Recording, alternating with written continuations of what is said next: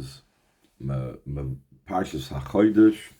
When you read the fourth of the four Parshas, Hachodesh is Elohim, Rishon Hu Elohim L'chot Shana, and it has to do with Mevarchim Hachodesh Nissen.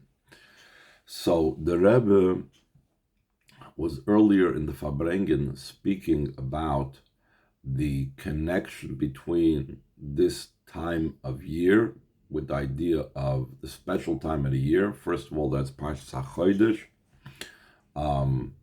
Also, the idea that Shabbos Parshas Hachodesh has to do with, he said it was Yaakov by Yaakov Pikudei, but it was the main thing is Pikudei, and it also has to do with Mevarchim HaChodesh and also Erev Rosh Chodesh Nissen. So also in the Haftarah of Parshas HaChodesh talks about Rosh Chodesh Nissen, and in the Parshas Shavua of the Shiur of Yom Shabbos HaKodesh it speaks about the raising up of the Mishkan. So from all perspectives, what we have over here is things having to do with Rosh Chodesh Nissen. Now I lost my place over here. 1 second. We were learning Tafshin Mem Zayin.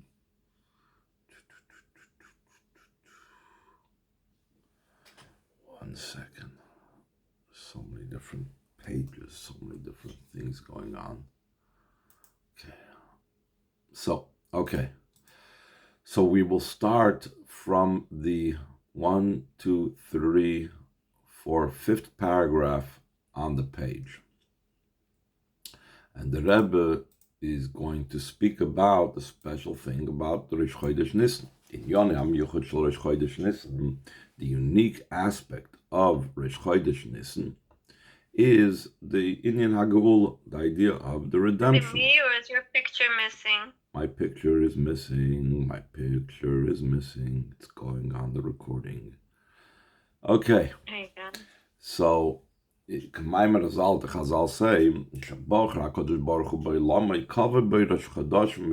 when Hashem chose His world, He established heads of months and years.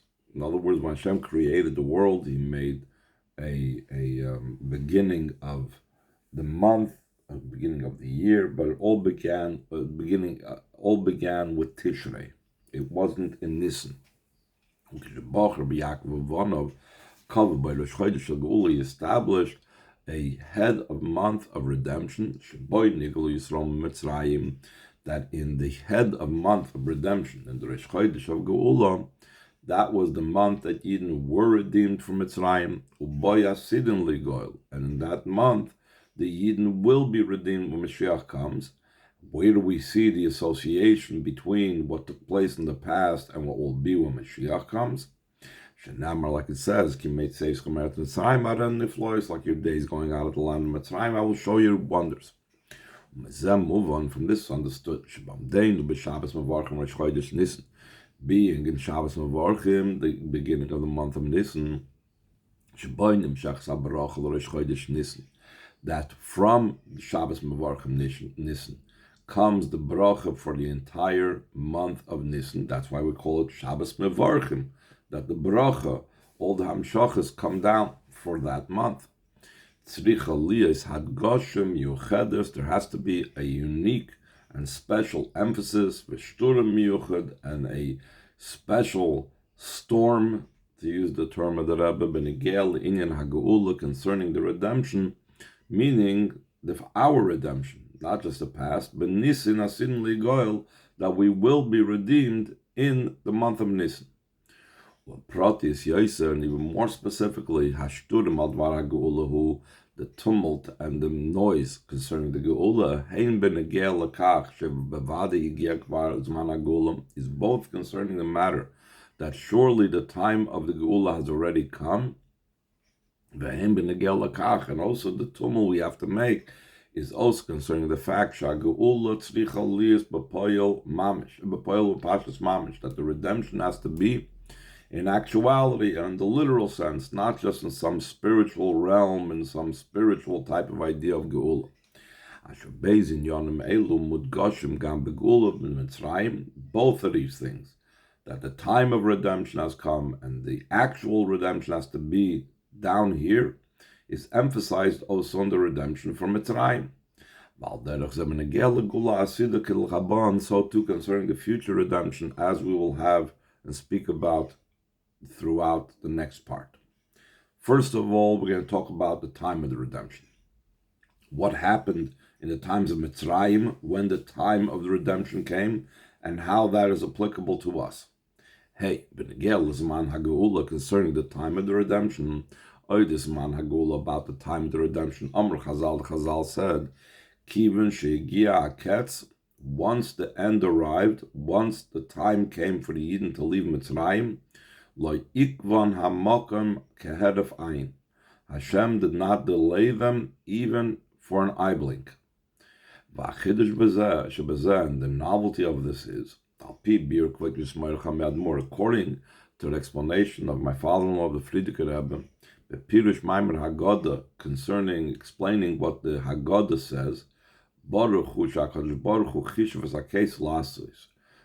is the Eibishter, that Hashem calculated the end of Mitzrayim to do it. The Lechura, seemingly, the Frierdiker Rebbe asks, what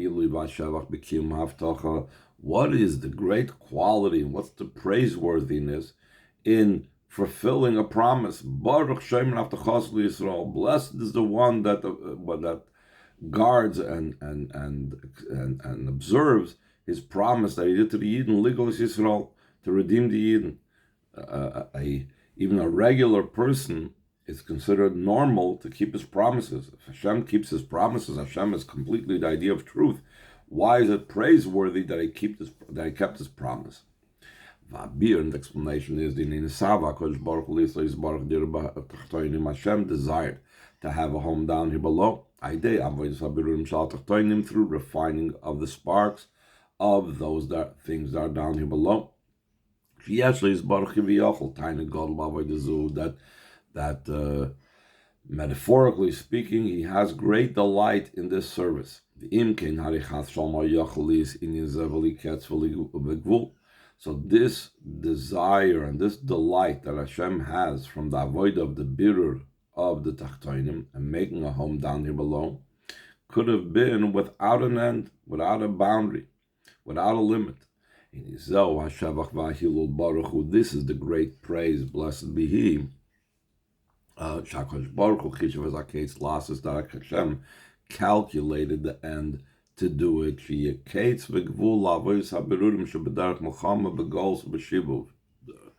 Sorry, didn't turn the page. There should be an end and a limit to the service of refining the sparks. That's in a way that, how do we refine the sparks when we're in Geulah? It's in a way of a war, in the exile, and in enslavement. So in other words, this is something, despite the great pleasure that Hashem has from it, Hashem put an end to it.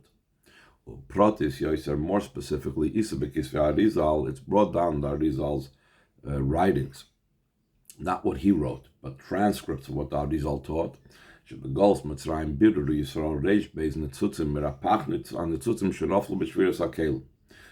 exile Mitzrayim, the Yidden refined 202 sparks of the entire 288 sparks that fell down the breaking of the vessels. The Arizal explains that when the world was created, there was what's called the Shviras HaKelim, the world of Toyu, the breaking of the vessels of the world of Toyu, and 288 sparks fell and were scattered throughout the entire world, and through our avodah in the world, we elevate those sparks. Of those 288 sparks, 202 were elevated when the Yidden went out of Mitzrayim. That's where it says, "V'gam erev harav all the itom," and also a much multitude or much mixture went up with them. So the word rav is reish beis nitzutzim. 202 sparks is what went up with the Yidden. Like nishal levarer kim pevav nitzutzim begimatria lekim. All that was remained to refine since the Yidden went out of Mitzrayim. 3,000 plus years ago, is only 86 sparks, the numerical equivalent of the name Elikim, spelled out Aleph Lamed Hey Yud Mem. Imagine, focus on this. Avoid the Biran Sutzim Shenaflu B'Shviras HaKelim D'Oil Matoyu Hi Tachlis Mataras B'Riya Seder Shtalshlos the Oil Matikun. The avoid of refining the sparks that fell down the breaking of the vessels of the world of Toyu is the goal and the whole entire reason of the creation of Seder Shtalshlos of the world of Tikkun. The goal is Mitzrayim Poli Yisrael as Ikra V'Ruba Shal. And in their exile in Mitzrayim, the Eden affected the primary level and the majority of his avoider, Reish Beis Netzutzim and Techrapach Netzutzim. They elevated 202 out of 288 sparks. Since that's the case, if the Eden would delay and hold back the Eden and the exile Mitzrayim just some more time, they would have concluded refining all the 288 sparks of the world of Toyu. Through this was being completed the goal and the purpose of the entire creation. Became still in all once the end arrived. Hashem did not delay them even for an eye blink. Appropriate according to the will of the Yidden. Shetanu, that the Yidden would complain and say, they would forego the promise what Hashem told Avram Avinu, that after the Golus they would go out with great wealth. And Chassidus explains we're not talking about the physical wealth, or only about the physical wealth, but Harachush, the Bir and the Tzutze Kedusha, the wealth of refining the sparks of holiness, because they want to go out of Golus by themselves, like the Chazal say, Halavai, our own selves should go out. Why should we worry about the sparks, the wealth? Take from Miyad immediately, Daloi Golus should cease.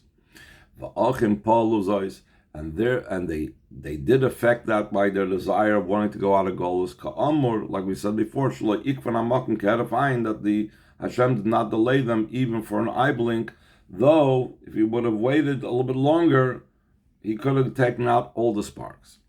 So here we see about the fact that Hashem did not delay the goals. Also, the manner the Geulah took place. Did not delay the Geulah. I'm sorry, not delay the goals. The manner of the Geulah, that it's down here in this world. Vav. Concerning the manner of the redemption. The redemption of Mitzrayim was a Geulah in actuality and the literal sense. Not just concerning the Geulah, concerning the spiritual state, etc. That they were elevated to some great spiritual level and state that they weren't there prior to that in Mitzrayim. Not at all. Rather a literal Geulah, literal redemption. The entire Jewish people left the land of Mitzrayim in the physical sense, from the literal geographical location of the land of Mitzrayim, to go to receive the Torah. Like it says, Mitzrayim, when you, like it says, Hashem told Moshe Rabbeinu, when you will take this nation out from Mitzrayim, you will serve Hashem on this mountain. Which is Har Chodesh, which is where the sneh was, the burning bush was. In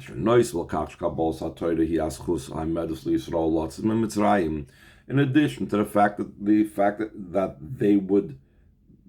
they would receive the Torah was the merit that stood by for the Yidden to leave Mitzrayim. Also, the goal and the purpose of going out of Mitzrayim is the receiving of the Torah. But take from Yadle Consul Eretz Yisrael and immediately to enter Eretz Yisrael. Like it says, I will take you out from under the burdens of Egypt and I will bring you to Eretz Yisrael. In other words, once we have gone past the level of Torah, And once the purpose of Mitzrayim has been fulfilled, which is to go and receive the Torah, we go immediately into Eretz Yisrael. And that's how it would have been if not for negative things interfering. The point of the matter is, even though prior to the going out of Mitzrayim, Eden were already having a pretty good life. And still in all, there was a need for a literal redemption in the physical world. Concerning the enslavement of Mitzrayim, Rosh Hashanah, the service ceased from our forefathers in Mitzrayim. This means already a half a year before the Yidden left Mitzrayim, Tishrei, that's Rosh Hashanah, 6 months earlier, there was already no enslavement. The Yidden were not forced into the labor, etc., etc. They had the freedom of like any free citizen. Not only that,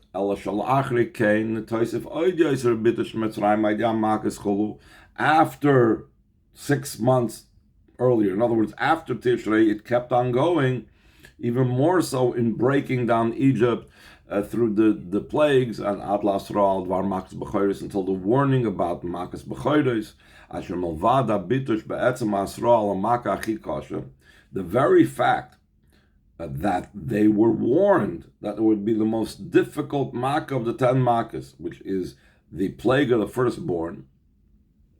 So that warning already made the Egyptians already tzatresel, like we say in Yiddish.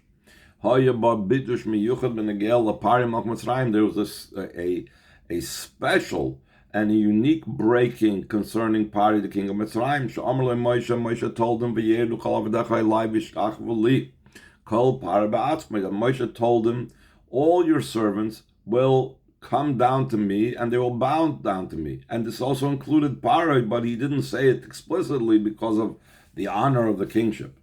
That these words, Pari Melech Mitzrayim, heard, but it doesn't just mean heard, but gehert underhert. He heard it and it permeated him. He realized this. Therefore, once all of this was taking place, the Yidden were on the top of the world in Mitzrayim. Since that's the case, Mitzrayim Yidden could have continued to remain in Mitzrayim, Eretz Goshen, the land of Goshen, but Mitzrayim, they would have remained in a situation of freedom from the enslavement of Mitzrayim. And Pari would have agreed to this as well. Even after the service was ceased from our forefathers, and therefore it ceased any benefit from the avoid of the Eden. Pari did not agree to send them out of their land. The simple reason for this is, since Pari knew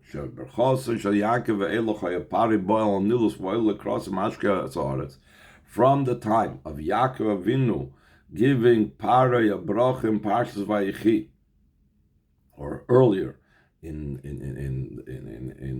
Parshas Vayigash, Pari would come to the Nile, and the Nile would rise up towards Pari, and it would flood and irrigate the land on his behalf. Pari knew that the food and sustenance for the entire land of Mitzrayim came as a result of Yaakov's bracha. From this, Pari understood the very fact that the Jewish people are living in his country, but effect drawing down blessing to the land of Mitzrayim, until the perfection of his kingship, in a way that he was a superpower. He ruled over the entire dome of the earth. Since that is the case, he would have agreed to any condition as long as the Eden would remain in his land. So what do we see from this idea that that Paroi would have had an interest once, even though he couldn't enslave them anymore, to make things as comfortable for the Yidden as possible so they don't leave. The Afal became, despite the comfort that the Yidden could have experienced in Mitzrayim, Hashem made sure that the Yidden left. There had to be the redemption from Mitzrayim in the simple, literal sense. Not just freedom from being enslaved in Egypt. The actual departure from the geographical location known as Mitzrayim. The Rebbe says in we can add to this, in addition to nullifying the enslavement of Egypt, beginning from Rosh Hashanah, the Taisef Ilachi Godlets of Bnei Yisrael, but Hachodesh Nisan was added, the most greatest type of advantage by the Yidden on the first of the month of Nisan, Shenamr Lahem Parshas Hachodesh, that they were told Parshas Hachodesh. Hachodesh Azalochem Rosh Chodashim V'Gomer. This month for you is the head of month.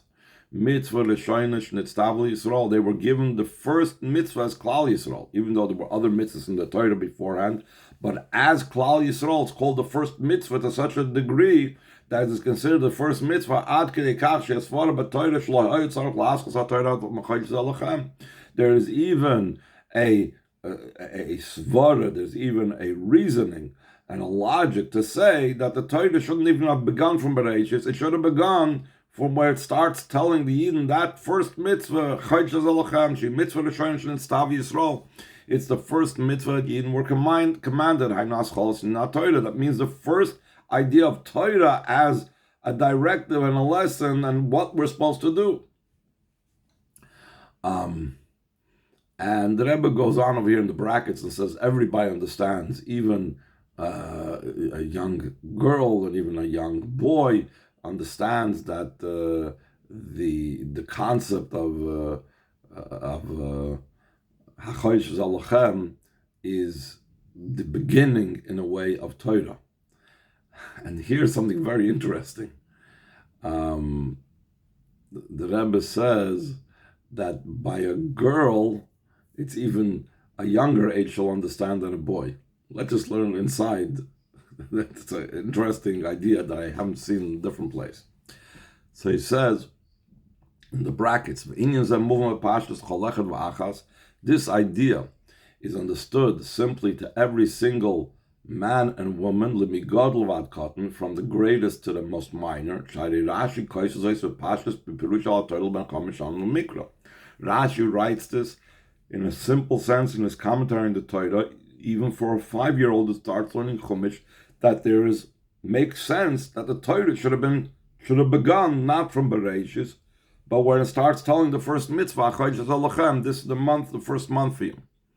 And the Rebbe says that the 5-year-old that begins learning Chumash is a 5-year-old boy.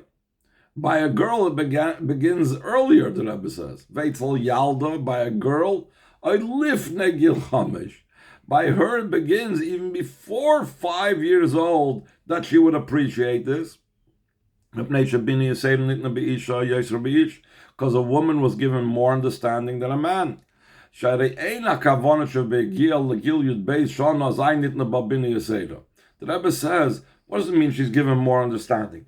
At 12 years old, that's when it first hits her. Until 12, she's identical to a boy, or different than a boy, or less than a boy. All of a sudden, at 12 years old, she has more understanding than a boy, and that's why she becomes mature before a boy. No. Just the opposite.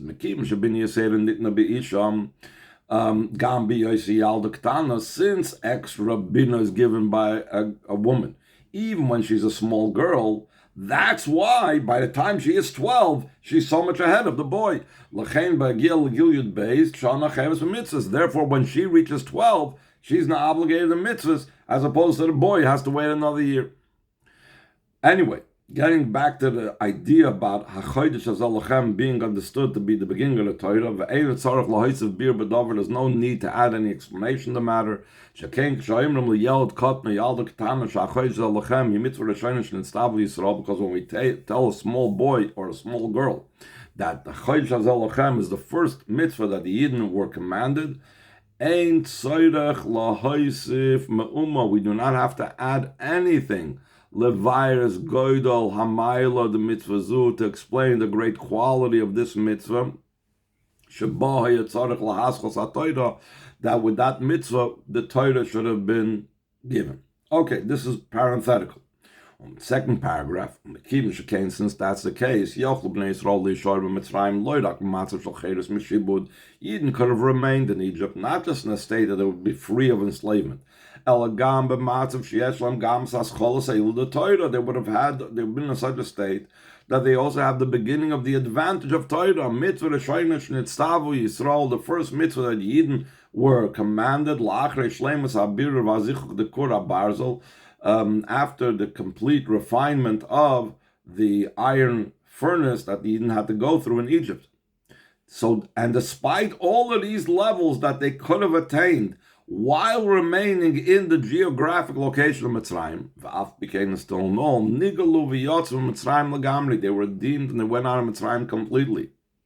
Geulah and Mitzrayim b'poel mamish, a redemption from Egypt in actuality. But the reason for this is since they had to receive the Torah.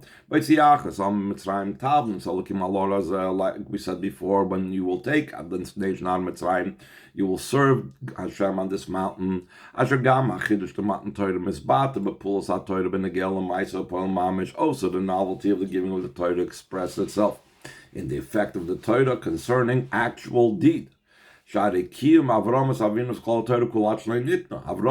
fulfilled the entire Torah before it was given. Avram was an elder, meaning a Talmud Chacham, and he was sitting learning Torah. The same thing about Yitzchak and Yaakov, they sat and learned Torah. Until Avram Avinu's quality of his service was amazing. Avram is my friend, my beloved. Including also the advantage of the forefathers, they are considered the divine chariot. Matan Torah came about the effect of the Torah in the world in actuality. And appropriate to this and corresponding to this, also going out of Mitzrayim, the preparation for the giving of the Torah,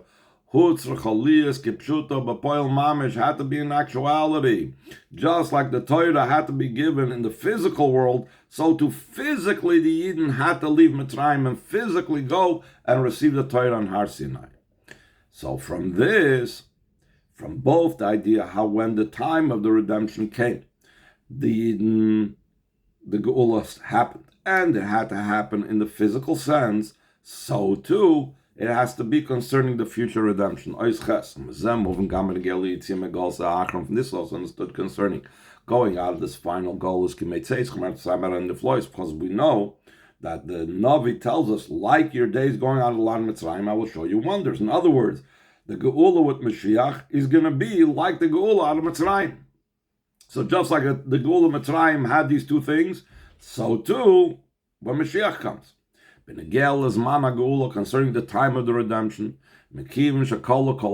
since all projected ends that the Chazal said when Moshiach was supposed to come already concluded, already happened, surely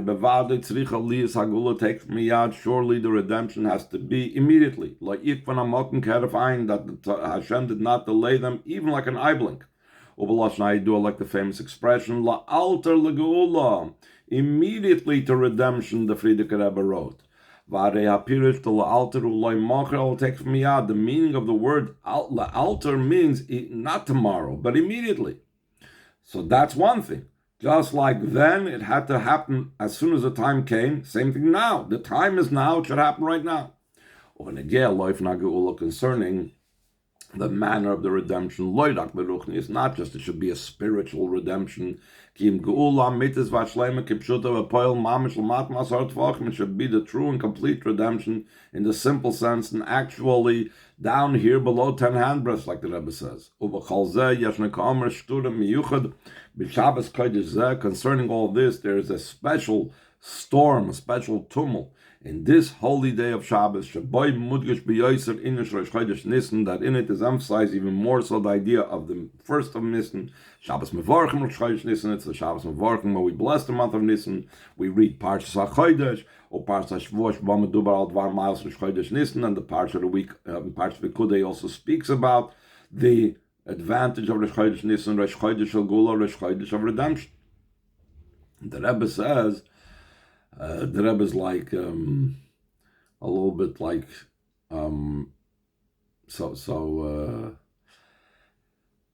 expressing his disappointment that this is not touching anybody. Concerning everything I mentioned before, the question is awakened. Maya to Elis. What is the benefit of speaking about all of this? This was already spoken about many times.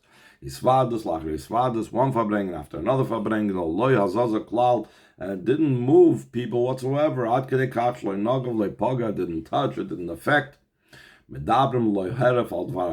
speak without stop concerning the redemption. It's explicit in the written Torah, in the oral Torah. Beloshen HaRambam, like the expression of the Rambam, Shekol HaSfarim Maleim B'Dover. All the Sfarim are filled with this matter. All the Sfarim of Tanakh are filled with this topic. Umadgishim, and we emphasize, the Rebbe says, Shekol Kol HaKitzim, that all projected ends are already concluded. Until the final end of times that was revealed through my father-in-law, the leader of our generation, doing his well-known proclamation, Geulah, immediately for redemption,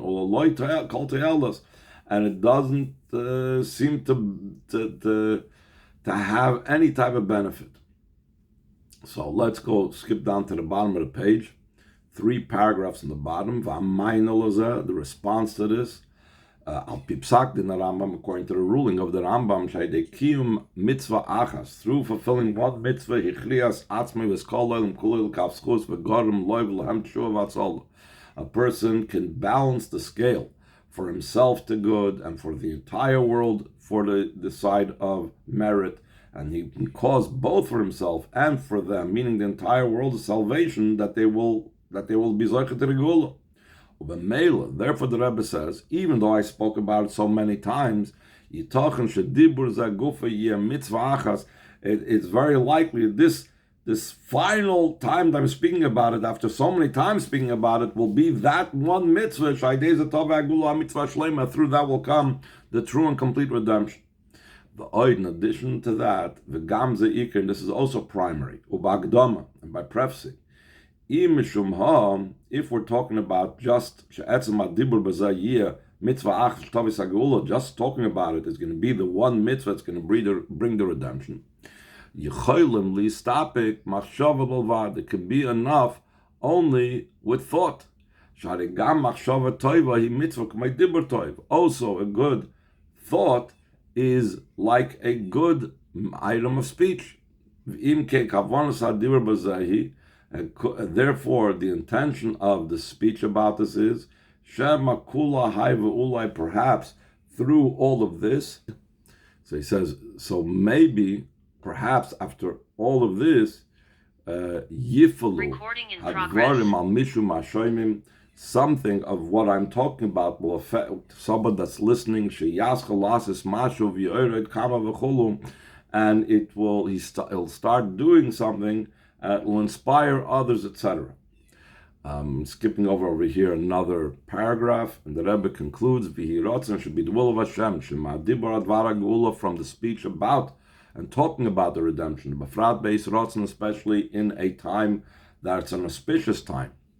Shabam mudgesha in the Rosh Chodesh Geulah, in it is emphasized the idea of the beginning of the month of Geulah. Niska take it from Yad Mamish Lamaisa Geulah B'Poel Mamish will merit immediately to the actual Geulah in actuality. U'ka'amur take from Yad, like we said before, immediately even before the head of month of Nisan, B'tzum Shem Shabbos, in the very day of Shabbos. and I'll skip another few paragraphs. Not only that, the beginning of the month of Nisan will be established in a way of sanctifying the new month through the Bezdin in Yerushalayim, the way it's done in the times of the Beis Hamikdash. And after this taking place, and this one will begin the preparations for offering the Korban Pesach in the month of in the 14th of Nisan, the Beis Hamikdash Ashlishi, in the third Beis Hamikdash, Yerushalayim Hachodesh, in the holy city of Yerushalayim, Hachodesh, Bartzenu Hachodesh, and the holy mountain, our holy land, came to Yalonu B'Poel Mamish. So should be for us in actuality. L'matam Asarat Tvachim, below 10 handbreadths, Parshas Mamish in the literal sense.